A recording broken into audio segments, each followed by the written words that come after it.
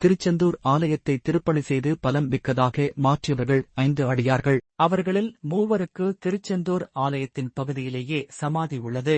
பெரும்பாலான ஆலயங்கள் கடற்கரையில் இருந்து கொஞ்சம் தொலைவிலேயே அமைக்கப்பட்டிருக்கும். கட்டிடத்தின் பலம் கருதியும் இதுபோல் செய்வார்கள்.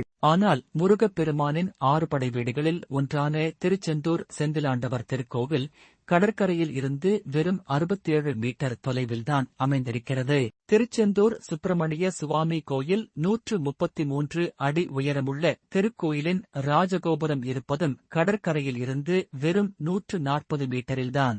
எல்லாவற்றையும் விட மிகப்பெரிய வியப்பு திருச்செந்தூர் சுப்பிரமணிய சுவாமி கோவிலின் கருவறை. இது தரை மட்டத்திலிருந்து 15 அடியும் கடல் மட்டத்திலிருந்து 10 அடியும் தாழ்வான இடத்தில் அமைய பெற்றுள்ளது. 16ஆம் நூற்றாண்டில் நெல்லை மாவட்டம் திருவாங்கூர் மன்னர் ஆட்சிக்குட்பட்டிருந்த போது திருச்செந்தூர் முருகன் கோவில் சீரமைக்கப்பட்டதாக கல்வெட்டுச் சான்றுகள் உள்ளன.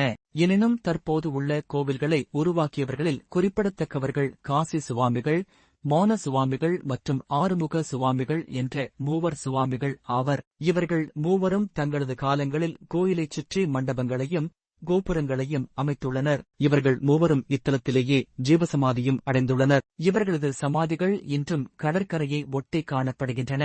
ஒருவர் ஜீவசமாதி ஆகியிருந்தாலே அந்த கோவிலில் நல்லவிதமான அதிர்வலைகள் நிறைந்து காணப்படும். இங்கு அருகருகே 3 சமாதியாகியுள்ளதால் மிகப் பெரும் சக்தி வாய்ந்த இடமாக காட்சியளிக்கிறது. இங்கு உட்கார்ந்து திருச்செந்தூர் முருகக்கடவுளையும் இங்குள்ள 3 சுவாமிகளையும் மனக்கண் முன் நிறுத்தி தியானம் செய்தால் மனம் இலகுவாக இருக்கும், அமைதியடையும். குருவுக்கு உகந்த வியாழக்கிழமைகளில் இங்கு சென்று நம் கோரிக்கைகளை வைத்து இந்த ஜீவசமாதிகளில் உட்கார்ந்து மனதார தியானித்து வந்தால் நம் மனக்குறை தீர்ந்து சிறப்பாக வாழலாம். ஒருவருடைய ஜாதகத்தில் குருபலன் சரியாக இல்லை என்றால் அவர்களுக்கு திருமண தடை, குழந்தையின்மை, தொழிலில் முன்னேற்றம் இன்மை போன்ற பல தடங்கல்கள் வந்து கொண்டே இருக்கும். இவ்வாறான தடைகள் நீங்கி குரு பலன் கிடைக்க திருச்செந்தூர் முருகனை வணங்கி வந்தால் நல்ல பலன் கிடைக்கும். சுக்குக்கு மிஞ்சிய வைத்தியமில்லை, சுப்பிரமணியருக்கு மிஞ்சிய